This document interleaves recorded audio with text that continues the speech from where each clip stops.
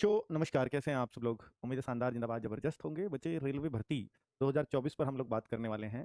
हालाँकि इससे पहले भी एएलपी और टेक्नीशियन के पदों के बारे में आपको जानकारी दी जा चुकी है। इसके बाद आपको आरपीएफ के बारे में भी पता चल चुका है। तो रेलवे का एक फिक्स सा कैलेंडर होने जा रहा है, जो हर साल भर्ती करेगा। ये बहुत अच्छी खबर है, पर थोड़ा-सा दुखद खबर अगर मैं इसमें बोलूँ, तो ये है कि कॉम्पिटिशन बहुत ज़्यादा है, क्योंकि वैकेंसीज़ बड़ी लिमिटेड कर दी गई हैं। अब इनका कहना ये है, क्योंकि हम हर साल वैकेंसीज़ निकालेंगे, तो इसलिए अब हम कम-कम वैकेंसीज़ देंगे। और ग्रुप डी, आपको मालूम है कि भाई ग्रुप डी की जो वैकेंसीज हैं 2019 में आई थी, और वो 1 लाख वैकेंसीज थी। 2018 में भी आई, वो भी 60,000 के आसपास, वो 90,000 के आसपास वैकेंसीज थी। तो वैकेंसीज तो 18-19 में जब लगातार इतनी आ सकती हैं, और अब 5 सालों से वैकेंसीज नहीं है, तो फिर इस बार क्या 1 लाख वैकेंसी आ पाएंगी ग्रुप डी जैसे उसमें? तो ये अपने आप में बच्चों के लिए बड़ा मतलब संशय बना हुआ है। हालांकि 1 लाख की आप उम्मीद बिल्कुल मत करके चलना, क्योंकि इनका ये टारगेट है कि वरना फिर बच्चा हर साल इतनी की उम्मीद करेगा। तो यहाँ आप अगर ग्रुप डी पे भी उम्मीद करते हो, तो बहुत ज्यादा वैकेंसीज की उम्मीद मत रखना।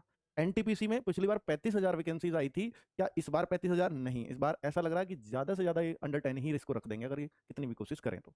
पर अच्छी बात सिर्फ एक है कि ये हर साल आएंगी। बच्चे को मौका जो 5 साल में एक बार मिलता था, वो हर साल मिलने लगेगा। पर अभी ये सिर्फ इनके कहने की बात है, या एक्चुअल में ऐसा करेंगे, ये तो भविष्य के गर्भ में छिपा है। इस बात को नहीं कहा जा सकता फिलहाल। चूंकि इन्होंने जो बताया है, मैं उस हिसाब से आपको बता रहा हूं कि जनवरी से मार्च तक हर साल एएलपी की वैकेंसीज आ जाएंगी, ये इन्होंने बताया था। अप्रैल से जून तक टेक्नीशियंस की वैकेंसी आ जाएंगी, जिसके बारे में ये बता चुके हैं, और ये फॉर्म आने वाले हैं टेक्नीशियन के, ये फॉर्म भरे जा चुके हैं। आगे बात करें कि भाई जुलाई से सितंबर के बीच में आपकी एक नॉन टेक्निकल पॉपुलर कैटेगरीज होती हैं, यानी टेक्निकल की अलग वैकेंसीज होती हैं, एक नॉन टेक्निकल की अलग होती है, जिसको हम एनटीपीसी की वैकेंसीज बोलते हैं। इसका शॉर्ट फॉर्म नॉन टेक्निकल का एनटीपीसी होता है। तो ये जो एनटीपीसी है, ये जो जॉब होती है, अब आपने टेक्नीशियन देखा, एएलपी देखा, तो ये बहुत छोटे ग्रेड की जॉब है। ये कोई बहुत बड़ी जॉब नहीं है, बहुत छोटे ग्रेड की जॉब है। लेकिन जो नॉन टेक्निकल वाली जॉब है रेलवे में, ये काफी अच्छी मानी जाती हैं। इसका कारण यह है कि ये लेकर के क्लर्क, हेड क्लर्क से लेकर के स्टेशन मास्टर तक आप इसी के थ्रू बनते हैं। तो ये लेवल 4, 5, 6, जो 6 लेवल होता है, ये स्टेशन मास्टर तक का होता है। हालांकि बीच में लेवल 5 और लेवल 4 पे भी बहुत अच्छी अच्छी पोस्ट हैं। अगर मैं इसमें सैलरी काउंट करूं, तो ये आप ये मान के चलिए, अगर आप सैलरी की काउंटिंग करेंगे, तो यहां 45,000 से सैलरी लगभग लगभग ऐसी, अगर स्टेशन मास्टर की आप सैलरी देखोगे, तो वो करीब 65 के तक यहां पर सैलरी बनेगी।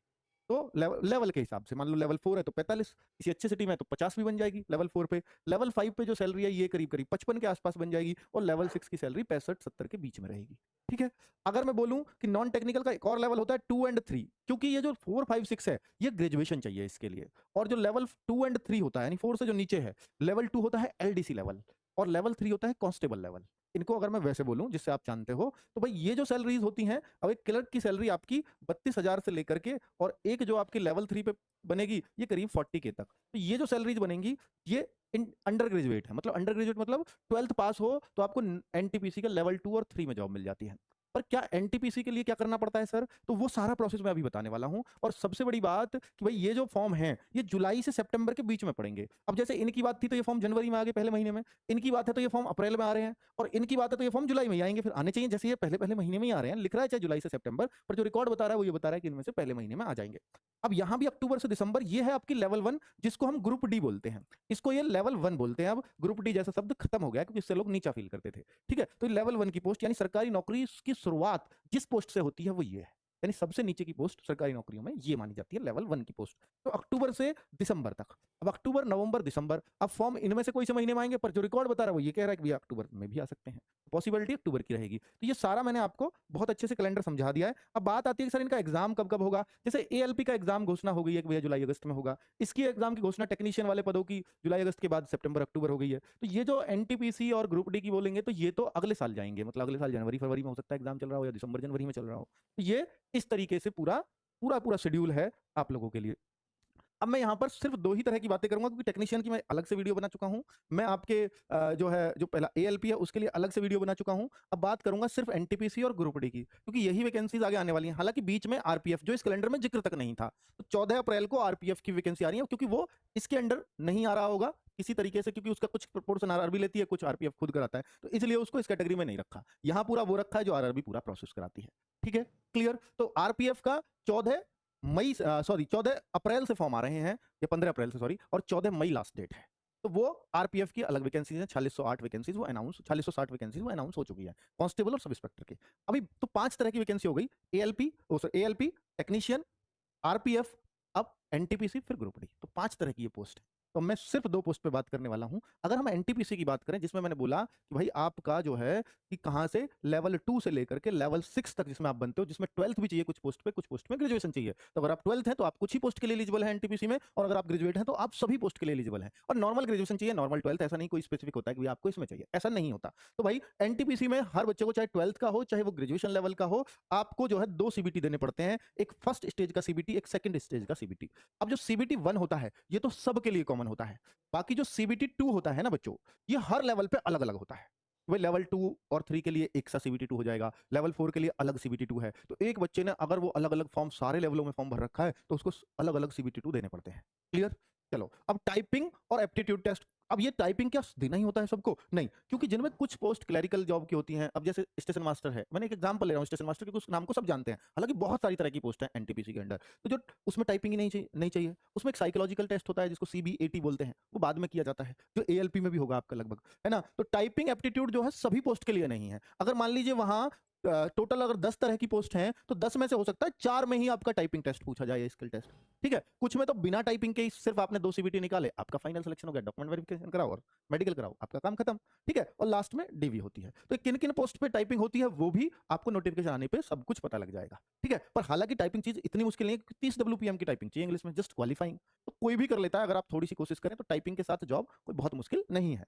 ठीक है, क्योंकि टाइपिंग वाली पोस्ट की जो कट ऑफ है वो थोड़ी कम जाती है, नॉन टाइपिंग वालों की थोड़ी हाई जाती है। अगर आप थोड़े से पढ़ने में वीक है तो आपको फिर टाइपिंग कर लेनी चाहिए। तो ये मेरा सजेशन है। बाकी अगर मैं ग्रुप डी की बात करूं तो यहां पर सीबीटी 1 ही होता है और एक ही टेस्ट होता है बस।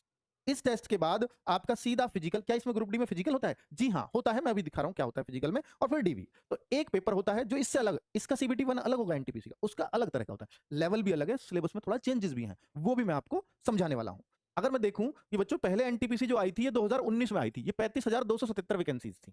तो इस पे पूरा कैलकुलेशन हम लोग करके आए हैं। तो इसमें फॉर्म आए थे 1 मार्च 2019, पूरा रिकॉर्ड देख लेना उठा के। और ये फेज 1 to 5 जो एग्जाम था, क्योंकि देखिए 28 दिसंबर 2020 से 31 जुलाई 2021 तक ये चला था, क्योंकि बीच में कोरोना जैसी चीजें आ गई थी तो बड़ी दिक्कत हुई थी, तो इसलिए काफी ये डिले चली भर्ती। 19 की भर्ती आई हुई, 22 में जाकर के कंप्लीट हुई थी। इसका कारण सिर्फ और सिर्फ क्योंकि 20 और 21 में पूरा कोरोना खा गया था, इस वजह से ये इतना डिले हुआ प्रोसेस। बाकी आप ये सारी चीजें, सारी डेट्स वगैरह देख सकते हो कि कब कब। और देखिए इसमें जो असली चेंज आया वो आया इसमें जून 2022, यानी जब ये शुरू हो गया मई 2022 के बाद। उससे पहले क्या चल रहा था कि भाई ये पेपर है, कभी बीच में कोरोना आ गया, 2 बार खलल डाली कोरोना ने, तो ये फिर यहां से बहुत तेजी से प्रोसेस हो गया। तो कुल मिलाकर इस भर्ती को पूरा होने का जो एक्चुअल टाइम है वो 8 से 10 महीने का तो रहेगा ही रहेगा किसी भी हालत में, टेस्ट के बाद। ठीक है, चाहे वो कितना भी तेजी से कर लें। और क्योंकि इसमें स्टेज इतनी है, अलग अलग पोस्ट के लिए अलग अलग तरह की कैटेगरीज हैं, किसी की ज्वाइनिंग थोड़ी जल्दी हो जाएगी, किसी की बाद में होगी, ऐसा भी होगा। अब मैं यहां पर ग्रुप डी की बात कर लेता हूं। तो देखिए कितनी भारी भरकम पोस्ट आई थी, 1,03,769। इतनी पोस्ट थी क्या? हाँ, इतनी ही पोस्ट थी। और एप्लीकेशन भरवाए गए थे फॉर्म 12 मार्च 2019 लगभग एनटीपीसी के साथ। और ये भर्ती तो अप्रैल 2023 तक पूरी हुई है, पिछले साल। तो सर 4 साल कैसे लग गए? तो भाई इसमें 4 साल इसलिए लग गए कि आप देखो यहां पर 3.5 साल बाद तो एग्जाम ही हुआ। एग्जाम के लिए लोगों ने क्या क्या नहीं किया, यहां पर ट्विटर अभियान सब कुछ करे, क्योंकि सरकार को कभी इतनी एक्सपेक्टेशन नहीं थी कि इतने फॉर्म आ जाएंगे। तो 1 करोड़ से ज्यादा फॉर्म आया और उनका ऑनलाइन एग्जाम कराना, एजेंसी आराम से नहीं मिल रही थी, और फिर वो एग्जाम भी कई फेजेस में चला, है ना। तो बहुत लंबा चौड़ा चला था। अब सोचो कि ये एग्जाम एक बार हो गया तो फिर प्रोसेस में ज्यादा टाइम नहीं लगता है। अक्टूबर में देखिए एग्जाम हुआ, रिजल्ट सब फिजिकल वगैरह सब होकर के 12 जनवरी 2023 को तो फिजिकल करा दिए थे, 12 जनवरी 2023 तक फिजिकल हो गए थे। तो ये अक्टूबर से जनवरी सिर्फ 3-4 महीने में, जब लास्ट टाइम पे एग्जाम हुआ 17 अगस्त को शुरू हुआ, 11 अक्टूबर तक एग्जाम चले, कितना लंबा प्रोसेस था। इसके बाद 3 महीने लगे फाइनल होने में, तो बहुत ज्यादा समय नहीं लगा। कुल मिलाकर के एग्जाम एक बड़ा चैलेंज होता है। तो ग्रुप डी का भी प्रोसेस क्योंकि बहुत लंबा नहीं है, बस एग्जाम कराने की तक की बात है। अगर इसको करें तो भैया ये 6 से 8 महीने के अंदर अगर ये चाहें तो ये सब कुछ कर सकते हैं, जैसा इन्होंने किया भी है। ठीक है, चलो ये ग्रुप डी की जो पोस्ट आती हैं वो जोन वाइज बटी हुई होती है। जैसे रेलवे के जितने भी 18-16 जोन हैं, उन सारे जोन के हिसाब से ये जो है कैटेगरी वाइज बटी हुई होती है कि जनरल में कितनी है, इस जोन में, उस जोन में कितनी है। तो आपको एक जोन चुनना होता है कि जहां पर ज्यादा पोस्ट आई हैं उस जोन को मैं चुनूं। और जोन वाइज देखिए, जोन का आपको ये भी देखना है कि पोस्ट किसमें ज्यादा है, और जिसमें ज्यादा है उसमें ऐसा होता है बहुत सारे लोग उसी में फॉर्म डाल देते हैं कि मेरा यहाँ आ जाएगा। फिर ऐसा ना हो कि ज्यादा फॉर्म आने की वजह से वैकेंसीज का रेशो ही कम रह जाए, अब वहां की कट ऑफ ही उठ जाए। एक तो पहले ही आपने इतना दूर का जोन चुना, ऊपर से उसकी भी कट ऑफ मान लो नॉर्मल जोन को भी पार कर गई। तो ऐसी भी बेवकूफी नहीं करनी है।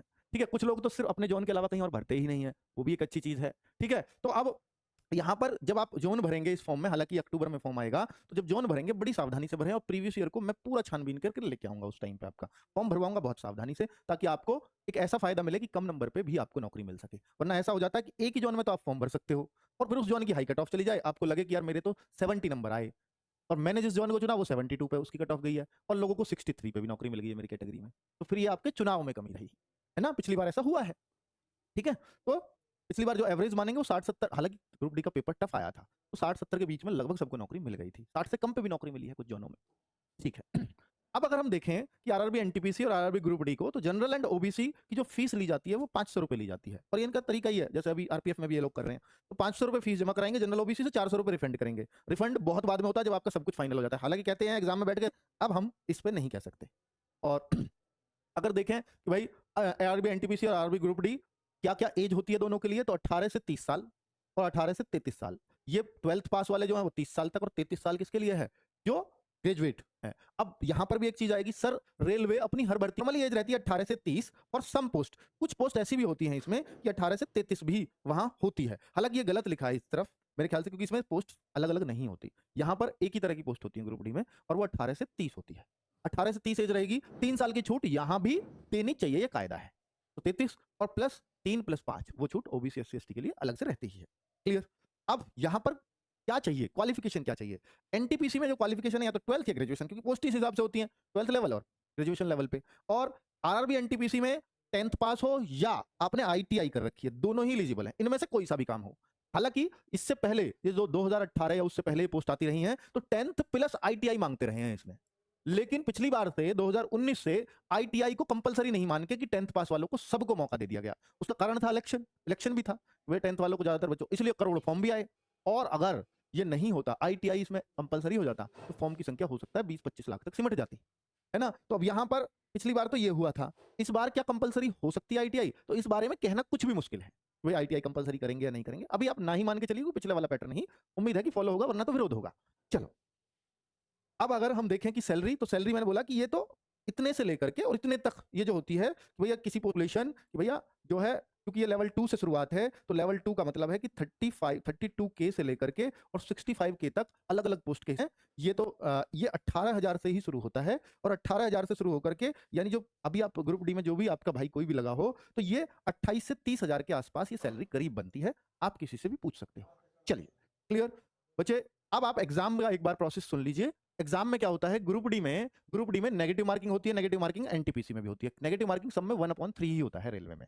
अब अगर हम देखें कि ग्रुप डी में सिर्फ एक टेस्ट होता है, और वहां 5-4 चीजें आती हैं 25-25 मार्क्स की, 25-25 क्वेश्चन, जिसमें साइंस, मैथ, रीजनिंग और जीएस। तो यहां पर सॉरी 25-25 की नहीं होती, 25 की साइंस, 25 का मैथ, 30 की रीजनिंग और 20 की जीएस। तो ये आप देखेंगे तो टोटल 100 क्वेश्चंस बन जाएंगे 100 मार्क्स के, और इसमें से कट ऑफ बनती है। पिछली बार का मैं आपको आइडिया दे चुका हूं कि 60 से 70 के बीच में किसी जोन की कुछ कट ऑफ गई, किसी जोन की कुछ कट ऑफ गई, तो ये ऐसी ऐसी कट ऑफ पिछली बार रही थी। अब अगर मैं देखूं कि भाई, क्योंकि पिछली बार तो 1 लाख पोस्ट थी, पेपर भी थोड़ा मुश्किल आया था, तो ऐसा ना माने कि 60-70 के बीच में सिलेक्शन हो जाएगा। आपको अच्छी तैयारी करनी ही पड़ेगी, क्योंकि बार बार उतनी पोस्ट नहीं आ सकती। और इस बार भी ऐसा नहीं है कि ये चांस रहेंगे कि 1 लाख पोस्ट आए, क्योंकि पहले ही हम देख चुके हैं रुझान कैसे रहे हैं। आरआरबी